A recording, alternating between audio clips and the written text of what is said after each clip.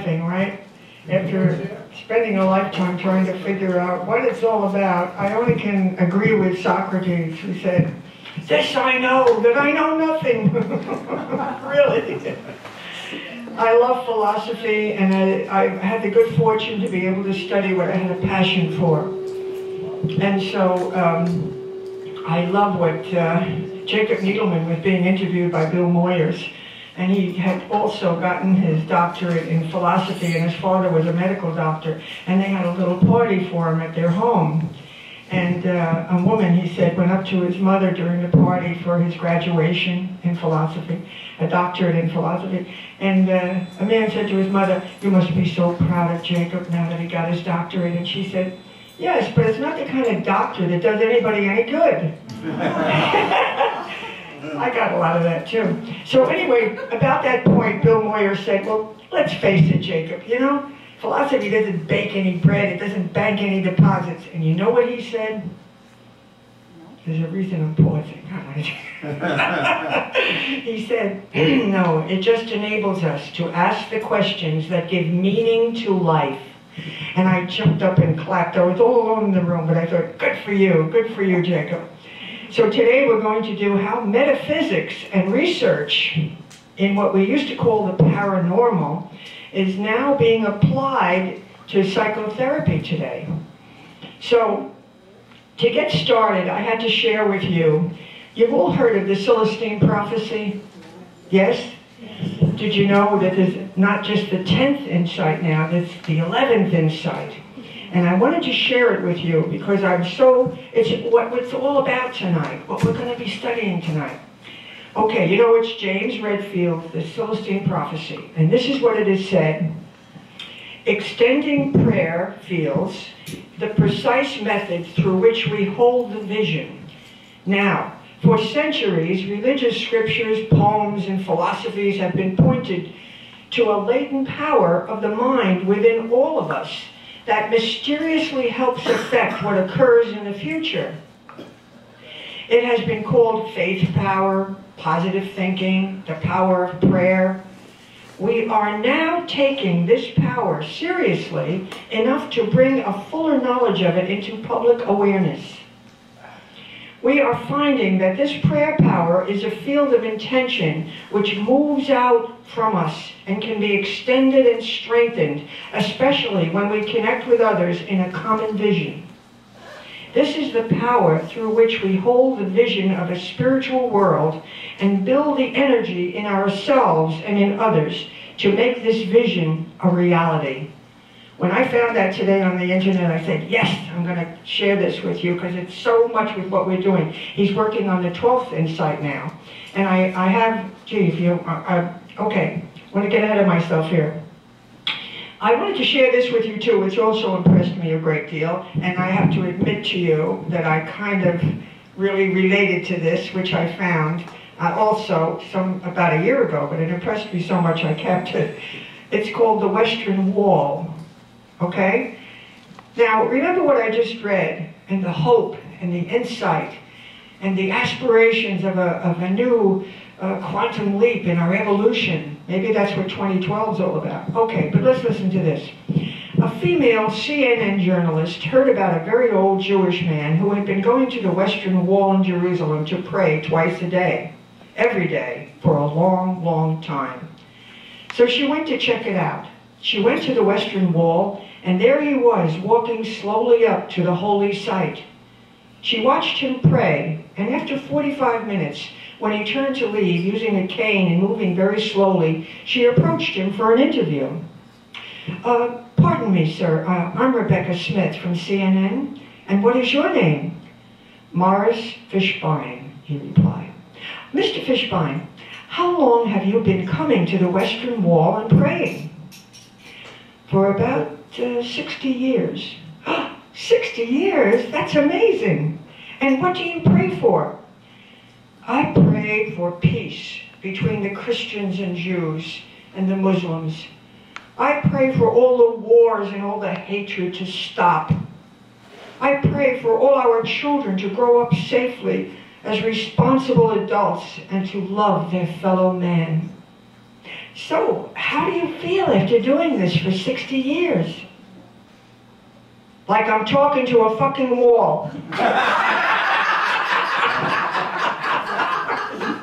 I shouldn't use the bad word, but I have to put it in. Yeah, I can relate to what he's saying, you know what I mean? With all our intelligence, with all our longing for peace, what's going on out there? Okay. Now, today what we're going to do is we're going to realize that there are other dimensions of reality and how that applies to psychotherapy today. So I'm going to show you some of the fields of research, and then I want you to get involved too, because I want you to become a shrink today.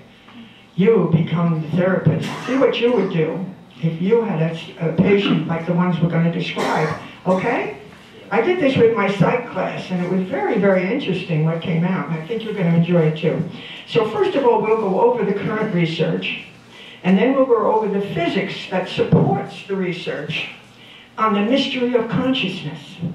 Then we'll go over some basic approaches to psychotherapy, and you'll become the shrink with a part of you be the therapist.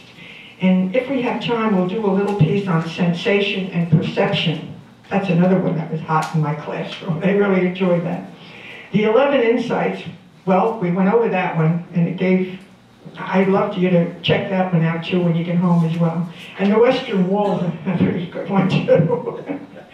Okay, now how about, you're going to be pretty well acquainted with some of the research. I found that Harold Koenig, a psychologist who does a lot of research on consciousness and the complexity of consciousness, he did so much research, and here are some of the conclusions he came to. Beliefs and practices are commonly used to cope with mental illness.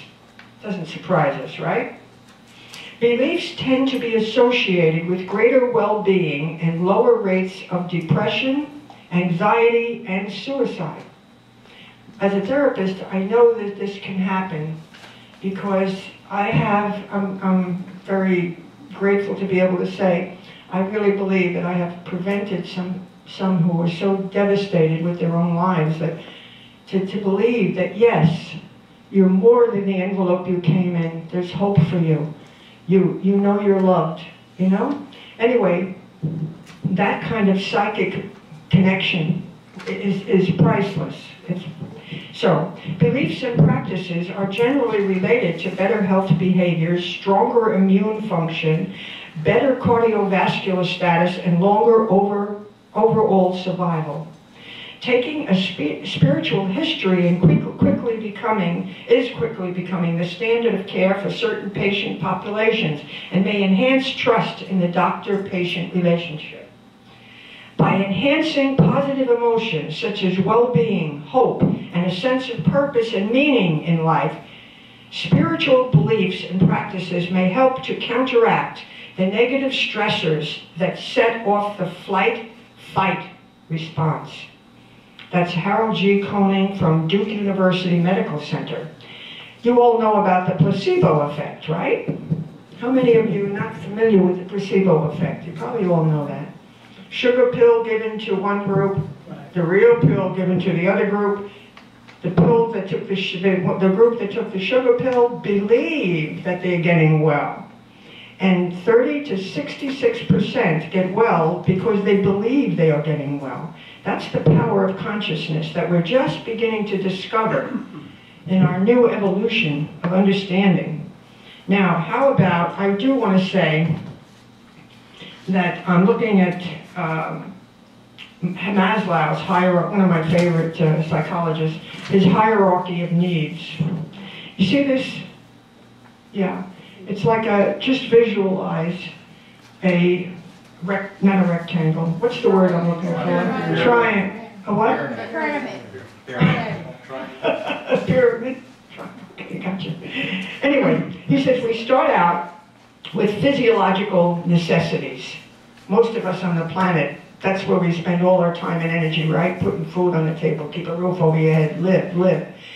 I'm not too happy. I said, if there's a pearly gate, I've got a list of complaints. I want to talk to the boss. But anyway, that's aside. Then there comes the security needs. Security, stability, protection. the need for structure and order. Then we go on to love and belongingness, the sense that you're loved, that you have a communion with others. We have a great longing for this, all of us, and that's built into us. Esteem, the feeling that, yes, my mind, my life means something. I'm working toward independence, and my life has meaning. And then comes self-actualization. Finally, when all these basic needs of survival, and you know Einstein agreed with that, by the way. He made a comment saying, you know, a person can't reach their highest level of creativity when they don't even have the basics of life, you know? But here's the exciting part of this. Carl Jung, during the last 3 years of his life, had a kind of, what's the word I want to use here? Transcendent experience. Also, Viktor Frankl, self-transcendence. It's so, at the top of this triangle is self-transcendence. That is the sudden moment of, now I've got it. Now I understand. I'm not just locked in the flesh. Now my mind is seeing me. You're not the person in the body in the mirror. You're the one who's asking why. And when we get to that point, we know there is another dimension of consciousness here. Self-transcendence, the ability to observe oneself from a higher state of awareness. Okay, now defining insight. Oh, this is cool. Well, I mean, I think it's cool. Okay, I don't want to bore you. How many of you know that I'm a Plato? You know I'm a Plato nut. I mean, there are times now when I have to laugh because I meet people and I forgot that oh yeah, we know you're a Plato fan, we know. In fact, that happened to me not too long ago when I went in a restaurant and I saw a friend and we were talking and she said, yeah, we know, Plato's your boyfriend. I said, well, you know, it's a good thing he's not here in the flesh as my boyfriend. She said, what do you mean? I said, because with my insecurity and the way I feel about Plato, I'd be saying, I saw you look at the waitress. Val, I was only ordering more soup. Will you take it easy? Anyway, what is insight? How can we define insight, okay? Is there, as Plato expressed, an eternal source of energy and information which provides the template or logos of the observable world we inhabit? Can we connect with that source in moments of insight? Plato, Einstein, and others felt that insight does not come from sense data, not just what can be seen and weighed and measured, what is only seen, weighed, and measured, but rather from an intuitive idea that then leads to discovery. Consider this, a paradox that Socrates talked about 2,500 years ago. Still here in the room with us, right? Along with Plato. In which Plato wrote in his dialogue, Meno, how is it possible to seek knowledge?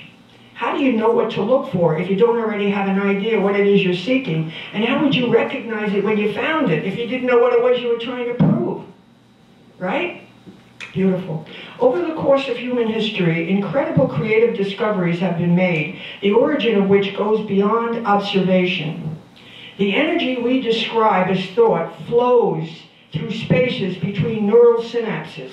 If we were to examine every atom and every cell of the human brain, we would not find Shakespeare's sonnets, E=mc², or any of the incredible breakthroughs in science and related areas of discovery. These insights, which are often experienced in sudden revelations, have enlightened our species in vast areas of scientific inquiry. It is a miracle, for lack of a better word. How do we know the power of the human mind to go beyond what can be seen and weighed and measured and look for these magnificent new breakthroughs? Go. Okay, so Albert Einstein said, in a certain sense, I hold it to be true that pure thought is competent to comprehend the real as the ancients dreamed. Kurt Gödel, who was a buddy of his, the mind is the thing that is structured, but the mind exists independently of its individual parts. The whole, in other words, is more than the sum of its parts. Kurt Gödel. I had great respect for Kurt Gödel, too. Anyway, the true next one. By the way, Goodell was a Platonist. Okay. The true lover of knowledge is always striving after being. He will not rest at those multitudinous phenomena whose existence is appearance only. Who do you think said that? Plato. Yes. Okay, so let's look at some of these magnificent individuals. And remember, we all have that within us. What's happening here is available to us if we know how to approach it. Okay, Buddha, the awakened one, after struggling with the challenges of his longing to understand the burdens of existence and the cruelties of this world, suddenly experienced his moments of awakening under the Bodhi tree. I'm awake, I'm awake. As a result, he spent the rest of his life teaching the means by which we may release suffering and live a life of inner peace and wisdom. And by the way, how many years? 20, 30 years he was looking, searching. Imagine that. He was born into wealth and power. That wouldn't do it for him. His heart was longing for insight. He wanted to go beyond. He wanted meaning, like Kurt, or so many others. Okay, Plato wrote of the sun in his allegory of the cave, shining eternally outside the cave of our existence. We are emanations of that timeless source and experience life in this domain in linear momentum. However, he explained our sensate worldly dimension here, things are always coming into being. But he wrote that time is only a moving image of eternity. When experienced that transcendent awareness, he wrote, first a shudder runs through me, and then the old awe creeps over me. Now, as far as this timeless dimension, guess what? What do you think Einstein said about the timeless dimension? Time is not at all what it seems. It does not flow in only one direction, and the future exists simultaneously with the past. You know what else he said? Anyone seriously involved in the pursuit of science becomes convinced that a spirit is manifest in the laws of the universe. We're talking about one of the greatest physicists who ever lived, poet, philosopher. Okay, and this is Schopenhauer. All truth passes through three stages. First, it is ridiculed. Second, it is violently opposed. Third, it is accepted as being self-evident. Yeah. Even Einstein, with his great formula about mass and energy, agreed that there must be something beyond the energy. Ben Goran said that. Now, Viktor Frankl. How many of you know about Viktor Frankl? Boy, he's another one of the great heroes in history. You know, he was a victim of the Holocaust. They even had him once in a cell in one of the death camps, and they had stripped him of his clothing, and they were using substances to inject into his body to see what reaction they would have, like he was a guinea pig or something. And what happened to him? No, he had that transcendent moment, and he said, nothing they can do to me can diminish me. He lived through that and gave a beautiful gift to the world with his work. While being held by Nazi researchers, his experience, as horrific as it was, brought him to an awakening which enabled him to use the knowledge of his own power to transcend the agony of that moment. He knew at that instant that nothing they could do could diminish his conscious transcendent awareness of himself, which made it possible for him to devote his insight of a deeper meaning of life with his fellow human beings. His book, Man's Search for Meaning, has at last count sold more than 12 million copies worldwide. How about Edgar Mitchell? Institute of Noetic Sciences. Is this exciting or what? Do you know what happened, right? On his way back from the moon, he looks through the window of his spaceship, he sees the Earth in the distance, and he has this incredible experience. He said, oh, I can't be the same again. He said, we're all connected in a way we don't understand. He knew then that he must devote his insight into a contribution to humanity through his writings and his work for IONS, the Institute of Noetic Sciences. Francis Crick, here's another one. Aha! He's the co-discoverer of the structure of DNA and leading molecular biologist of our time. He writes, author Nicholas Wade writes, most biologists do experiments. He did so very rarely, being one of biology's theoreticians. All cooking here. He assumed from the start that the genetic code was universal to all forms of life. Dr. Crick derived several sweeping theories that have stood the test of time. That creative ability we have within us. You know how Plato described it, don't you? He called it anamnesis. It's a sudden connection with an energy, an information, a source of which we are a derivative. And he said at moments of anamnesis, we suddenly recollect that information, energy that is the result of all the complexity that evolves here. I can't think this is a series of accidents, the complexity of the body. I'm not happy with the whole picture yet. I'm still trying, but I'm amazed. And who was it? Oh yeah, Einstein. Anyone who isn't struck with awe at the mystery of the universe is as good as dead. So we're all struck with awe. That's why we're here. We're philosophers, you know? Okay. Carl Jung. The human mind and the destiny of individual life cannot be reduced to the same type of causal laws that have been the basic tools of the natural sciences. If great sums of energy could be released by breaking the eternal unit, the elemental unit of the atom, equivalent sums of energy might be brought forth if the depths of the psyche could be opened in a comparable way. Now, it's amazing, I do have this last page on this section about Einstein on insight. The most incomprehensible thing about the world is that it is comprehensible. Hey, there comes a time when the mind takes a higher plane of knowledge but can never prove how it got there. All discoveries have involved such a leap. The important thing is not to stop questioning. That's what we have the courage to do here, too. We're philosophers. Study and in general, the pursuit of truth and beauty is a sphere of activity in which we are permitted to remain children all our lives. He who finds a thought that lets us even deeper into the eternal mystery of nature has been granted great peace.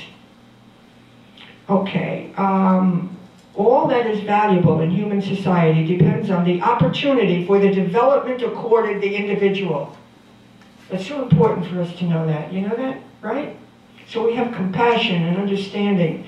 The person that we think, oh, that pain in the butt. They don't even have a job yet, you know? No, who's inside that person? What kind of talents do they have? And that's where our compassion comes in, right? That's where embracing our friends and our loved ones is so vitally important that it's priceless. Now, get this. This is the last quote, but it's 3 quotes by Einstein. Anyone seriously interested in the pursuit of science becomes convinced that a spirit is manifest in the laws of the universe. A human being is a part of the whole called by us universe, a part limited in time and space. He experiences himself, his thoughts, and his feelings as something separated from the rest, a kind of optical delusion of his consciousness. This delusion is a kind of prison for us. Our task must be to free ourselves from this prison by widening our circle of compassion to embrace all living creatures. We couldn't agree more, and I'm sure you're... Okay, what areas of extrasensory perception are we making references to? Very briefly, extrasensory perception is the mind's ability to go beyond sense data. ESP, extrasensory perception, as well as the terms paranormal or metaphysical, have been related to the quantum realm. Yeah.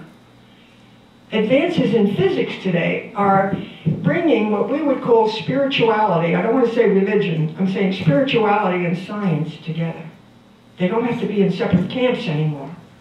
Telekinesis, the ability of thought to manipulate objects in the physical domain, also believed to be enhanced through collective intention. Remote viewing, okay? Viewing current, past, and future events with accuracy, even when completely separated from them. Reported to have been used by the CIA and the military. I know I've had experiences where I knew what was happening in New York City when I was down here.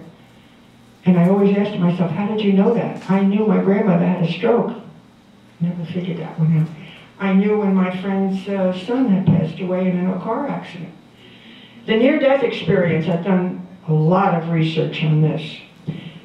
You know, I'm a bit of a skeptic. I have great respect for the scientific method, but let me tell you, the evidence is delightful, I'm happy to say. Overwhelming. Trust me, I've been doing research, sat in with a group at University Hospital, took notes on people who all had these experiences. You know, one of them just recently, well, a lot of them were atheists, but one of them was an attorney. And when we went around the table to ask the questions, and he said, well, and this is the way he talked, you know, he said, yeah, and I was on the other side. I know I sound like a crazy person, but I'm telling you, I'm sure of this than anything. There was a beautiful white light. I went toward the light, and I found the greatest peace I've ever known. And then I was told, you've got to go back. And the part that made me laugh was everybody smiled, and he said, but damn it, why did I have to come back? What the hell is going on? He actually got emotional about it, you know, which, by the way, is not unusual. A lot of people who go to the white light complain because they think, well, I've been told I've got to go back. Okay. After-death communication. I've done a great deal of research on this as well. Yes, yes, yes. After-death messages from the deceased, which are communicated verbally, visually, through changes, and visually, through changes in the environment. So I have also had this happen. It's amazing, because I'm a bit of a skeptic and believe in the scientific method, but the experiences I've had are overwhelming. They cannot be explained any other way unless we open our minds to this possibility. When Joe passed away, we were together 23 years. When Joe passed away, knowing the way I was, right, I woke up about 3 weeks after his death, and there's a big picture in my bedroom with a little picture of he and I stuck in a big wooden frame with a seascape. And typical of me, I said, Joe, I feel your presence, but just to prove that you're really here, make that picture pop out of the frame. Well, I went out to have my breakfast, and I said, Val, you are losing it. When I went back in the room, the picture popped out of the frame. I was laying on the floor. Now, typical again of me, about a month later, in the corner of the bedroom, there's a bookcase, TV, and embedded in the wood on both sides of that are artificial vines. I looked at the vine on the left-hand side, and again, this time I only thought it, I didn't say it. Joe, just to prove that picture thing wasn't a fluke, make that vine pop out of the wall. In less than a fraction of a second, there was a sound in the room. Boom! And I looked up, and it popped out of the wall. And I thought, I've heard about things like this happening, but this really happened. You know, I don't claim to understand, you know, but there it is. And I've many other experiences like that. Insight is the ability of the mind to go beyond what is seen and metaphysically create perceptions which lead to new breakthroughs in knowledge and understanding. Precognition, that's the spooky one. Okay, foreknowledge of future events. Clairvoyance, perceiving distant objects and events. Telepathy, communication between minds without use of sight or sound, and also at separate or distant locations. So, we could go on with that, but we all know pretty much about these incredible possibilities of our minds. Now, how about physics and the non-local universal connection? Are we ready for a paradigm shift? Research on consciousness has brought forth scientific evidence that what was once thought of as supernatural. Can our mere thoughts have an effect on the material world we observe? Is mind over matter a truth or fallacy? The research is offering a clear and positive answer to that question. Yes, our thoughts can influence the material realm and even our sense events that are yet to occur. Imagine that. Now, how many of you heard about the random event generator? The random number generator is another name for it. Okay, this is a way that it's able to detect radioactive decay or a composite of many cascading quantum events. When applied to the consciousness of individuals or mass populations, the results led to scientific validation for the effect of what was once referred to as the paranormal. What do you mean? For example, in one experiment, 100 volunteers were asked to mentally influence an electric coin flipper that generates thousands of completely random flips per second. The lab test showed the concentration of positive or negative thoughts affected the outcome in what was once believed to be a totally random event. As expressed in Dean Radin's book, Enlightened Minds, the following report reported. Some studies showed, oh no, here it is, I'm sorry. That may seem like a tiny effect over the entire database has resulted in odds against that happening of 35 trillion to 1. That's the statistics done on this in research. Random event? And this, by the way, involves precognition as well. Things that you see in the future that haven't happened yet.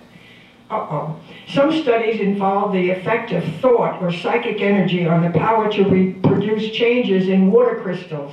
You probably saw that in What the Bleep. Remember? Now here's a case where if such positive thoughts are going through your mind as you look into the water, thank you, love, you produce ripples or vibrations in the water that are very different, radically different from ones that you make me sick, I want to kill you.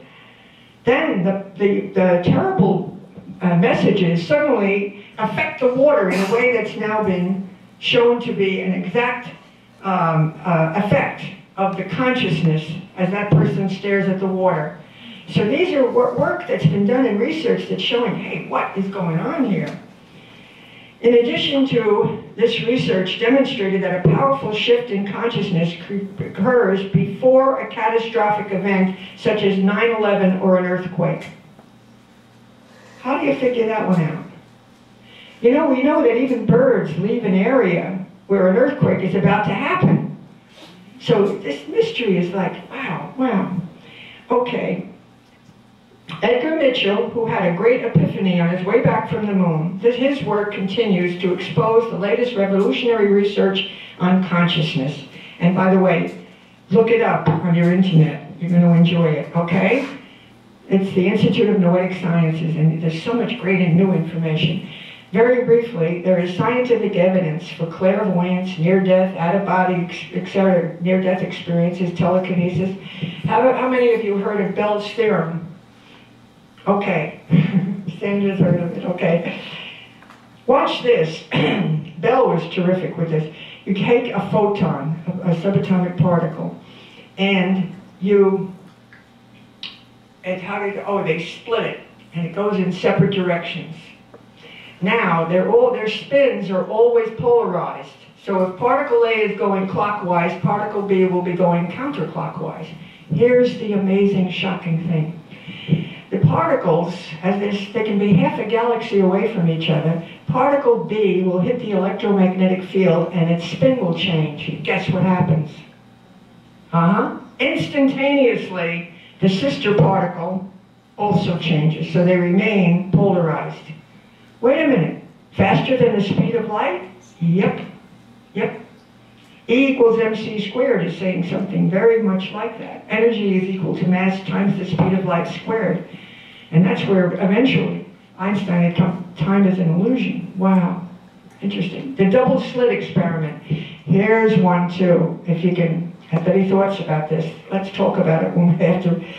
Here is a particle. I believe it's a photon, if I'm not mistaken, subatomic particle I have here. There's a little hole is put in a screen, and in back of it is an electromagnetic plate that takes a picture.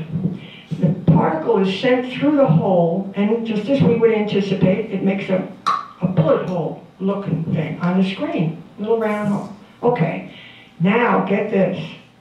Suppose we put two holes in the screen, and we send the same one particle through the two holes. Guess what? It turns into a wave and goes through both holes and makes a wave pattern on the electromagnetic plate. Yeah. They're still trying to figure that one out. Is that the conscious expectations of the person who's doing the research, how is it possible for that to happen? Considering the above, might we begin to understand the union of all, non-locality, and also the concept of a timeless, boundless reality beyond our present presumed dimension. By the way, when Einstein's friend Minkowski died, who had at one point said, "You're a lazy dog when it comes to mathematics, Albert." Anyway, at the funeral, I asked him, "Is there anything you'd like to say?" You know what Albert said? "This death signifies nothing. For all us believing physicists, the distinction between past, present, and future is an illusion." So there he said it again. Now, we're at the point where I would like you to become the therapist. First of all, we're going to review the therapist's challenges. How do we apply what we feel, what we know now about this other dimension of consciousness? How does it play a role in the therapy we give to our I don't like to say, let's see, Maslow said not patient, but client. You like that word better. So let me explain that, first of all, with Freud's theory, Freud felt that unconscious motives and conflicts tested, and he looked into the unconscious mind. By the way, I went to a lecture by a behaviorist, and as we were coming out, they knew that I was a great fan of Sigmund Freud. And they said, "Val, you can't find an id in a laboratory." I said, "Wait a minute, you can't seek data without a paradigm. How do you know what to look for?" I said, don't think that Freud wasn't there, because some feminists get mad at me about that, because they think and I don't agree with that part either. Okay, we have behavioral psychology, B.F. Skinner, Ivan Pavlov. Psychology should be an objective science that studies behavior without centering on mental processes. Most research psychologists today agree with one, but not with two, because behavioral research centers on the response to classical operant conditioning, stimulus and response to the environment, and in general, what can be observed. So in other words, what our behavior is like, you know, you keep rewarding the little animals, you give them food, they'll go through a difficult little pattern or fence, or go up and over the fence and through the tunnel to get their reward. And they'll keep doing that and doing. Well, that's the kind of emphasis that the behaviorists use. They say it's the environment plays the major role. It's the environment. It's where you get your pleasure from and how you get it. That's what determines your behavior, mostly. Of course, it wasn't confined only to that, but that was the major reasons for why we behave the way we do. Social, familial experience, how our parents treated us, etc. And it's behavioral, what can be seen, weighed, and measured. Some psychologists use biopsychosocial. They use all approaches. So they use a little bit of the behavioral approach, a little bit of psychoanalysis, and also any physical concepts too. Somebody who's born with a predisposition, genetic predisposition for anger or fear, that has to be taken into consideration too. So you can combine these. Cognitive behavioral therapy is a popular integrated therapy that combines cognitive therapy, changing stuff to feeding thinking, and behavior therapy, changing behavior. The biomedical is a lot of emphasis on biology. And take this pill, you're going to feel better, you know? And I have a friend who's a psychologist who's very opposed to the pill mill today. He thinks too many people are getting pills, and not enough are being treated for what's really disturbing them. Okay. Now, I mention this because, in contrast to that, Abraham Maslow, Carl Rogers' historically significant perspective emphasizes the growth of potential of healthy people and the individual's potential for personal growth.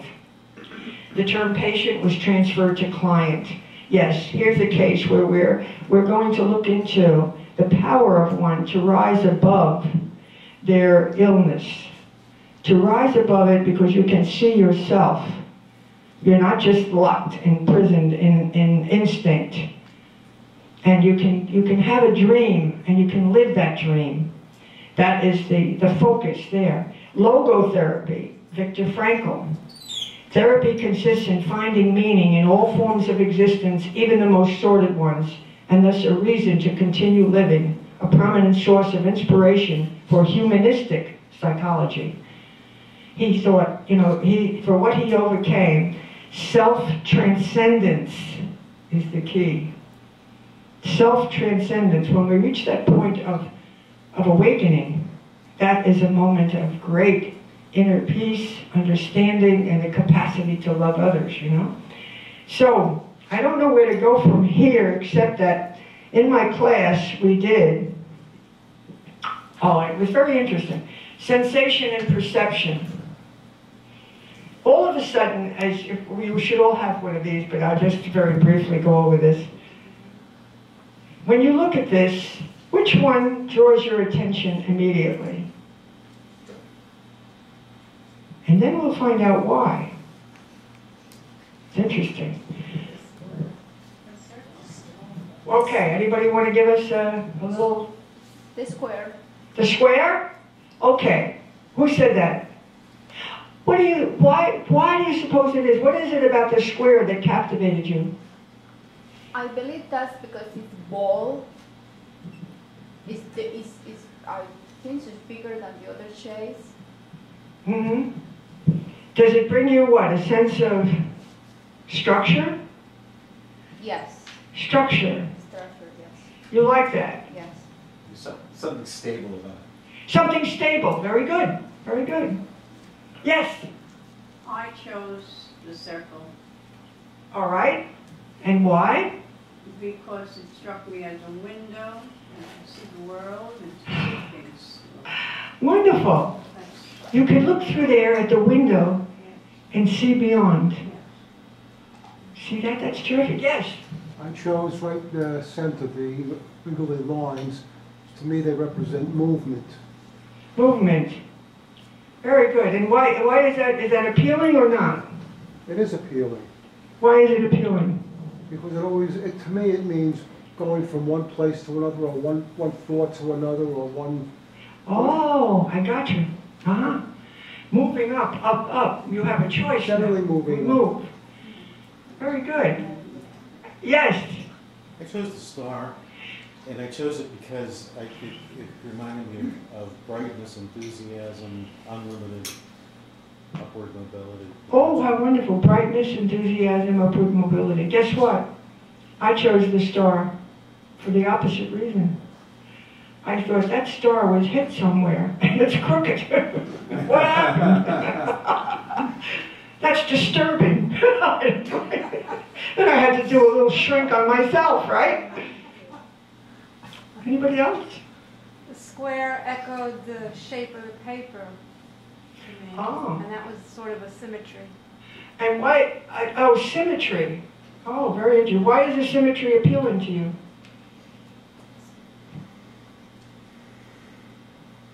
I like that.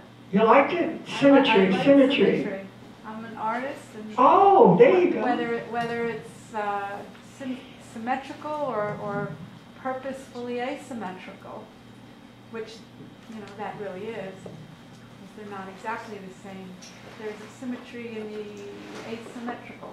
Does that Very make good. sense? Wonderful. What an insight, huh? Yes. Let's go for the plus sign. The plus. Oh, he likes the plus sign. Okay, tell us why. There's always more. There's always more. Always more. Is that cool or what? I chose the square And why is that? because that represents security. Very good. That represents security, the square. Yes, that's true. Gee, yes, Sandra. I chose the circle because I can see beyond that. She can see beyond the circle. That's beautiful. I like that analogy. There's another hand that went up back there. I chose the square because it reminds me of social boundaries. Social boundaries, the square. Yeah, and I have a problem with social boundaries. Well, is it a problem or are you feeling security or insecure? Well, it's probably a security security issue. Because you're inside the square, you're safe. Right. But when you're outside that square, look out. Yeah? Yeah. I want Sandra. to say I chose the circle because it reminded me of feminine. Feminine. Explain. Circle to me is feminine. Circle is feminine. For what reason? All around. You're all round. Hey, where did I hear that? In a sci-fi movie? Yes. Oh, it's coming back to me. What was it? K-Pax. Why is a bubble round? And the man from presumably another planet says, why is a bubble round? Because everything in nature requires a round circle before it can emerge. Yeah, I see that. That's a great movie, K-Pax. We had another lady here. I chose the star. Oh, you like the star? Yes. And? It's, you follow the right star, you never get lost. Oh, if you follow the right star, you will never get lost. Wow. You see what fun this was in my class? Because we got some wonderful responses. Yes. Yes. I chose the circle because what goes around comes around, and the sun is round, and the earth is round, and the moon, Everything is round, round, round. You see what's this sensation and perception? Very interesting how you can sneak into your unconscious mind with this, okay? Anybody else? Yeah, I picked the star also. Oh. Because of 5 points, I got all directions and any directions I want to go and I'm not hindered. Now the circle or out of the box is a 4 in numerology and then we're squared in. Oh. You understand? That's the way I look at it. Uh-huh. So I like to be out. The star creates directions to me. Oh, wonderful, yeah. Yeah, so you want to be free. I do. Free at last, free at last. What? To do what I have to do. To do what you have to do and not be confined. That's true. Loose as a goose. That's so cool. All right, you know what? I don't know how much time we have, but I wanted you to become a shrink today. Let's see how we're doing on the time. Well, okay, you got a little brief view of the different approaches, very brief view of the different approaches to psychotherapy. Now, if you were the therapist, I have to pick a couple of clients here that I thought might be of interest in, and then you tell me what you think, okay? One is, and my grandson just went through this, I was in the Marines in Afghanistan. You know, by the way, these were actual patients of mine. I was in the Marines in Afghanistan. You know, I am so devoted to my country and really believed in service, but I saw an entire family blown up right before me. I saw my best friend run out into the bullet-ridden field to save me, and he was shot to death. I've never been able to think clearly again or find my life's meaning. I go into panic attacks, even in the supermarket. They tell me I have post-traumatic stress disorder. I hope there is hope for me. I hope. Now, knowing what you know, what would you, if you were the shrink, if you were the psychologist, how would you deal with that? Not easy. We had 2 people, yes? I would ask them, what would that hope feel like? Let me see if we can get this to you. You want to come on up and grab the mic? Thank you.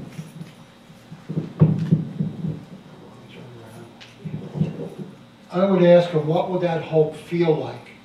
How will you know when you feel it? What will it be? What will it be like to you? Can everybody hear me? Yes. Okay. That would be my question. How do you feel? What would the hope feel like? How will you know when you have it? Wonderful. Okay. Terrific. We've got a good shrink right here. We've got a good psychologist here. I'm a social worker. Yes? You want to come on up? I think you can hear better when we have the... Yeah. Psychologist number 2. What's the psych major? He was a psych major. Okay. Long time ago. my sense is that there's my sense is that there's probably a lot of guilt here, and I would first determine if this person felt guilty because it was somebody else, it was his best friend, and not him that took the bullet, and that also some guilt about seeing a family blown up, relating to the family.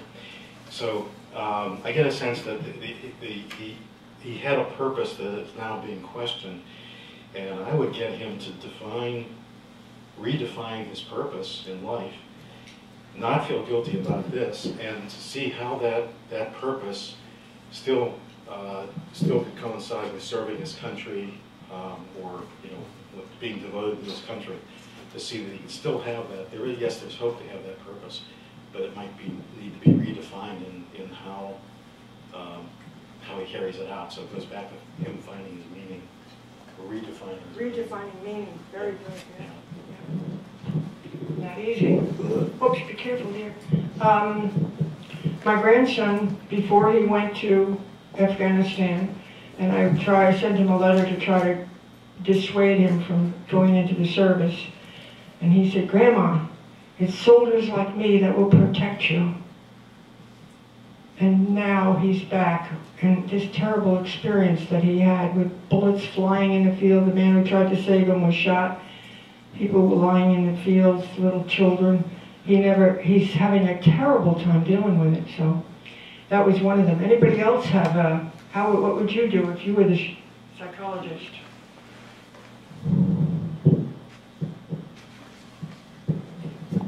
Very often, our thoughts and our minds are colored by a negative experience that we have, and it seems overwhelming. But if you take that as one slice of a lifetime, one slice of the whole life you've had up to the moment of this moment, it's like a drop of water in a bucket. So if we can focus on the rest of your life and the way that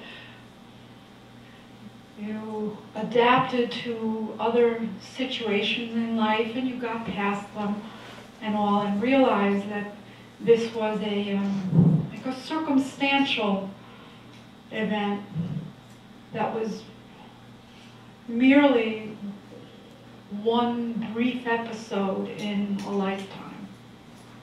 Wonderful, thank you. It's a good thing, yes, go on from here. Now you've learned something from this. You did what was in your heart that you honestly thought was best. Now we must go on and lead a good life and love others and do the best you can. So, may I say something about certainly, that? Of course. I don't have to, I think y'all can understand me. Now, I'm a radiation veteran from the Navy in 1946 as an atomic bomb test. Now, I become sterile, similar to the situations a lot of us have gone through. So instead of crying about it, I found a way out by adoption. There's one of them right here. And so we go through a situation, and my mother's a Cherokee, but she says, "Son, you're obligated to do the work that you're doing now. I can't stop it." But she said, I said, "Mom, you hurt all your life." She said, "But when I have pain, that means someone else does not." She believes in balance. And by believing in balance, when you get in a situation, you absorb the negativity of others by just being there. You don't need to think about it, just being here. Now, one of my sons died. They were preemies, and he was autistic.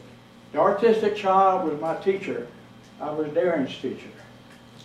Being this, changing one life to another is like he should have done. Said, I experienced this, so what that loss is, I'll dedicate my life to that. That's what we feel. Okay? Oh, I love it. Thank you. Wasn't that great? Huh? Wow. Yes, Sandra. What did you learn from this experience? How can you share with other people your life? What did you learn? What has this taught you? What has this taught you? What have you learned? And life is a learning experience, and we grow with wisdom. Valerie, Yes, Charles. the question says, is there hope for me? I would start off by saying yes. Yes. Yeah. yes, there is hope. And it says to find life's meaning. And I would ask him, did he know what his life's meaning was before this occurred?